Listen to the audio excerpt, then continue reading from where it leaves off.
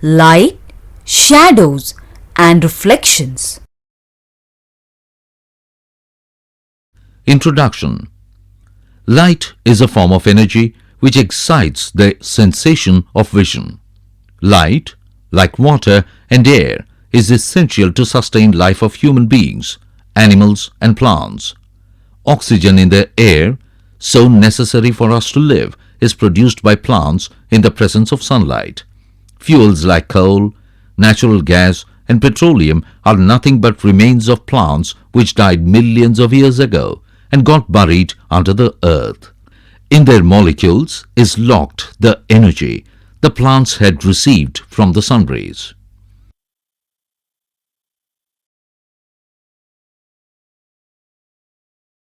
Sources of light. An object which emits light is called a source of light. The various sources of light can be grouped under two main heads: natural sources of light and man-made or artificial sources of light. Natural sources of light. The sun. It is a very bright source. Even though it is 150 million kilometers away from the earth, it gives sufficient amount of light to make the day bright and warm for us on the earth. The moon. The moon has no light of its own but reflects the light of the sun. The stars. The stars are other natural sources of light. Some of them are even brighter than the sun. The glowworm or the firefly. Jugnu. The glowworm or the firefly is another natural source of light. Ray of light. The path along which light travels is called a ray. Light rays are invisible. However, an object becomes visible to us when the light rays get reflected from the object and reaches our eyes. Beam of light. A collection of rays along a definite direction is called a beam of light. Parallel beam of light. When a large number of rays travel parallel to each other, then a collection of such rays is called a parallel beam of light. Convergent beam of light. When the rays of light coming from different directions meet at a point, then such a collection of rays is called a convergent beam of light. Man-made or artificial sources of light. Some of the man-made sources of light are mentioned below. Candles, oil lamps, earthen lamps, lanterns and gas lamps are man-made sources of light. Electric bulbs and fluorescent tubes at night. The main sources of light is either the electric bulb or the fluorescent tube. Sodium lamps and mercury lamps are used increasingly nowadays and important crossings at the roads. Point sources of light is a source of light which is of the size of a pinhead of a common pin, and it's called point sources of light. Extended sources of light. Any source of light which is bigger than the point sources of light is called extended sources of light. A burning candle, a glowing electric bulb, or a fluorescent tube, etc. are the examples of extended sources of light. Luminous and non-luminous bodies. Sun, the stars, a candle, an oil lamp, etc. give us light. Such bodies, which give out light of their own, are called luminous bodies. Most of the objects around us do not give out light themselves, but become visible when light from a luminous body falls on them, and some part of the reflected light enters into our eyes. Such bodies which do not give out light of their own are called non-luminous bodies. The moon and the planets as non-luminous bodies.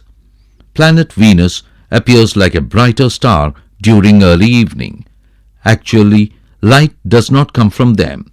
The simple reason is that they do not produce light of their own. Instead, they reflect the light from the sun falling on them. Hence, they are non-luminous bodies. Transparent, translucent, and opaque bodies. Substances which allow light to pass through them easily and through which we can see clearly are called transparent substances. Glass, water, air, cellophane paper are examples of transparent substances. Substances through which light can pass partially but we cannot see through them clearly are called translucent substances. Frosted glass, greased paper, butter paper, and wax paper are examples of such substances. Substances which do not allow light to pass through them at all are called opaque substances.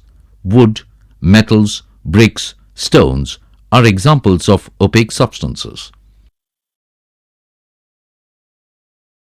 Rectilinear propagation of light. While seeing a film in a cinema hall, you may have noticed that the light from the projector appears to go in a straight line towards the screen. In a cinema hall, what you see is not light itself, but innumerable dust particles in the path of light, which become visible when light falls on them. The above example shows that light travels in straight lines. This phenomenon is called the rectilinear propagation of light.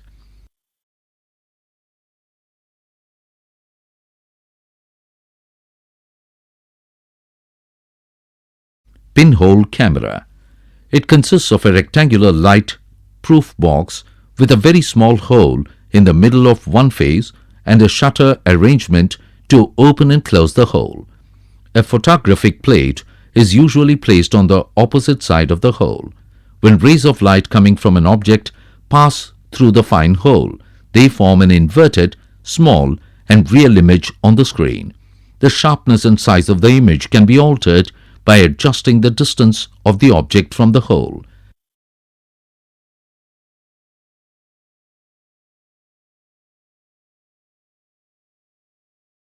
On placing a lighted candle in front of the pinhole, we get a clear inverted image of the flame on the screen or the photographic plate. The lighted candle acts as an object as it gives out sufficient amount of light and produces a bright image. The top, A, of the flame sends out rays in all the directions, but only a small portion of light rays pass through the pinhole. The rays passing through the pinhole make a small illuminated patch on the screen.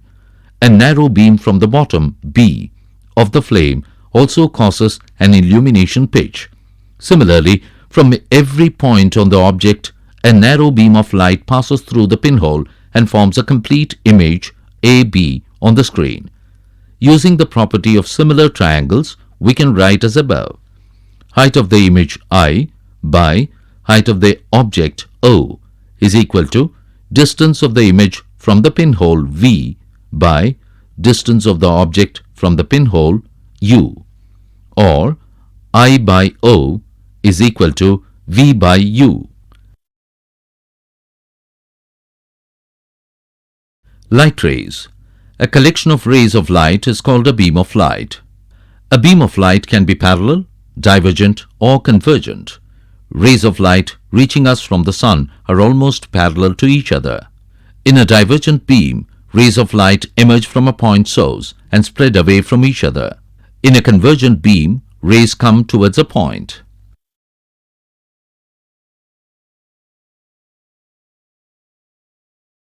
Shadow formed by a point source of light.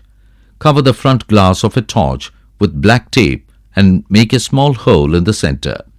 This will help you to get a small source or point source of light. Switch on the torch in a dark room and point it towards the wall. Place a ball in front of the torch as shown in figure. You will find the shadow of the ball on the wall. Move the ball towards the torch. The shadow will become bigger. Move it away from the torch. The shadow will become smaller.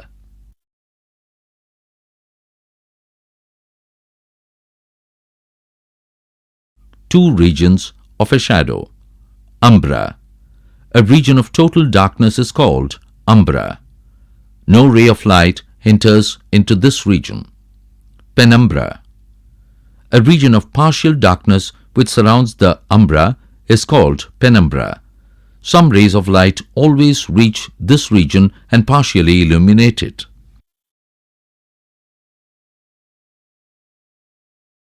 Eclipses. Eclipses are examples of the formation of shadows in nature. The earth goes around the sun and the moon goes around the earth. The sun is larger than the earth and the earth is larger than the moon. The earth and the moon cast their shadows. These shadows form eclipses. There are two types of eclipses: solar eclipse and lunar eclipse.